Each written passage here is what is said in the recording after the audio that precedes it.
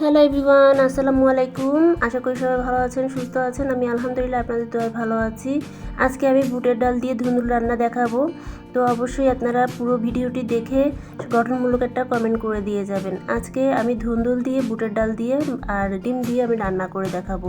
খুবই মজাদার এই রান্নাটা, একবার রান্না করে খেলে পরে আপনি বুঝতে পারবেন। আমি অনেক বড় বড় ধুন্দুল কিছু নিয়ে নিয়েছি। এই যে দেখুন, অনেক সুন্দর জালি ধুন্দুল ছিল, মানে কচি ধুন্দুল যেগুলো সেগুলো ছিল। তো আমি অনেকগুলো নিয়ে নিয়েছি আর ঠিক এরকম সাইজ করে কেটে নিয়েছি যেন গলে না যায়, কারণ এই ধুন্দুলগুলো রান্না করলে পরে ছোট করে কাটলে পরে একদম মিশে যাবে।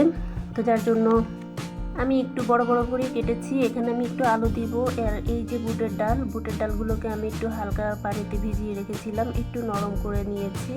এখানে এই যে এইভাবে আলু কেটেছি। আপনি যেভাবে রান্না মানে কাটতে পারেন সেভাবে কেটে দিতে পারেন, কোনো সমস্যা নাই। তো এখানে আমি আলু নিয়েছি, পেঁয়াজ নিয়েছি, কাঁচামরিচ নিয়েছি, বুটের ডাল নিয়েছি আর এই যে ধুন্দুল। এখন আমি রান্না বসিয়ে দিব। আর যা যা লাগছে মশলা, এখানে আমি আদা বাটা, জিরা বাটা, পেঁয়াজ বাটা, রসুন বাটা এগুলো আমি নিয়ে নিয়েছি। তো এখানে আমি হাঁড়ির মধ্যে তেল দিয়ে দিয়েছি, সরিষার তেলের মধ্যে পেঁয়াজ কিছু দিয়ে দিয়েছি। পেঁয়াজটা আমি একটু ব্রাউন কালার না হওয়া পর্যন্ত আমি ভাজতে থাকবো। এর মধ্যে আমি বেশ কিছু কাঁচামরিচ দিয়ে দিয়েছি, কারণ কাঁচামরিচ না হলে পরে তো তরকারি অসম্পূর্ণ থেকে যায়। তো যার জন্য আমি কাঁচামরিচটা ব্যবহার করেছি। এরপর আমি একটু জিরা বাটা দিয়েছি 1 চামচের মতো।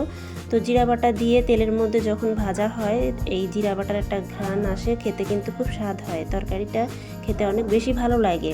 তো যার জন্য আমি আগে জিরা বাটাটা দিয়ে দিয়েছি। এরপর রসুন বাটা দিয়ে দিয়েছি, রসুন বাটা 1.5 চামচ।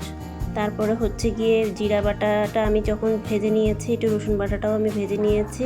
সবগুলো আমি 1.5 চা চামচের মতন দিয়েছি, 1.5 চা চামচের মতন মশলা দিয়ে দিয়েছি। হলুদ গুঁড়ো দিয়ে দিয়েছি 1 চামচ। মরিচের গুঁড়ো আপনারা আন্দাজ মতন দিবেন, যে যেরকমভাবে খেতে পছন্দ করেন ঝালটা সেরকমভাবে দিবেন। লবণটা আন্দাজ মতন দিতে হবে, পরিমাণ মতো। তারপর আমি এখানে একটুখানি পানি দিয়ে ভালো করে এটাকে কষিয়ে নেব, যতক্ষণ না পর্যন্ত তেলটা উপরে ভেসে উঠতেছে। আমি অনেক সময় ধরে এটা ভেজে নিতেছি। এই যে মাত্র পানি দিয়েছি, এটা ফুটে উঠতেছে। এই যে দেখুন, অনেকটা দেখে মনে হচ্ছে যেন তেল নাই, কিন্তু মানে যথেষ্ট পরিমাণে এখানে তেল দেওয়া আছে।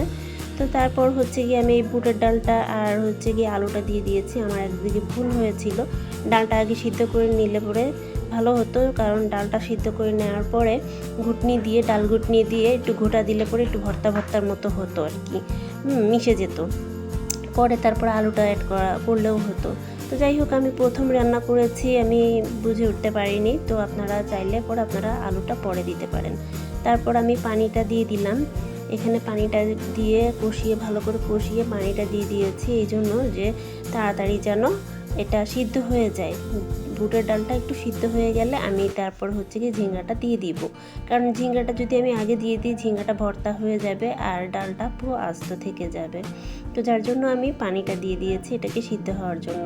তো এখানে মাঝখানে একটু স্কিপ হয়ে গিয়েছে, ডালটা সিদ্ধ হয়ে গিয়েছে। ডালটা সিদ্ধ হয়ে যাওয়ার পর, পানিটা শুকিয়ে যাওয়ার পরে আমি ধুন্দুলটা দিয়েছি। ধুন্দুলটা দিয়ে আমি এটা ভালো করে একটু কষিয়ে নেব। এই যে দেখুন, আমি তলা থেকে ডালটা আস্তে করে উপরে তুলতেছি, এটাকে আমি ভালো করে এখন একটু কষিয়ে নেব। আর এই যে দেখেন, বেশ ভালোই লাগতেছে, একটু হালকা তেল তেল ভাবটা উঠে আসছে। যখন একটু তেল তেল হয়ে আসছে, উপরে উঠে আসছে, ভেসে উঠছে, তখন আমি হচ্ছে গিয়ে একটু পানি দিয়ে দিব। আর এই যে দেখুন, এখানে আমি পানি দেওয়ার আগে এখান থেকে যে অসম্ভব পানি বেরিয়েছে, এই পানি দিয়েই রান্নাটা হয়ে যায়, পানি আর এক্সট্রা দেওয়া লাগে না।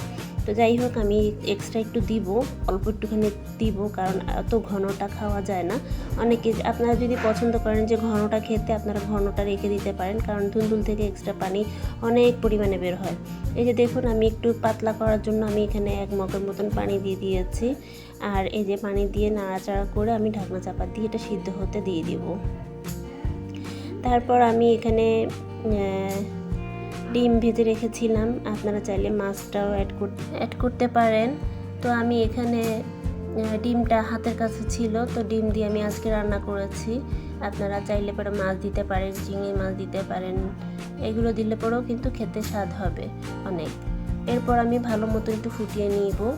এই যে দেখুন আমার ফাইনালি রান্না হয়ে গিয়েছে আলহামদুলিল্লাহ। বুটের ডালটা দেখেন আস্তে আস্তে রয়েছে কিন্তু সুন্দর মতন সিদ্ধ হয়ে গেছে। আমি এর মধ্যে ডিমগুলো দিয়ে দিয়েছি, কারণ হচ্ছে গিয়ে একসাথে ঢালতে গেলে পরে ডিমটা তলায় পড়ে যাচ্ছিল, তো যার জন্য আমি ডিমটা আলাদা করে একটা বাসনে রেখেছিলাম।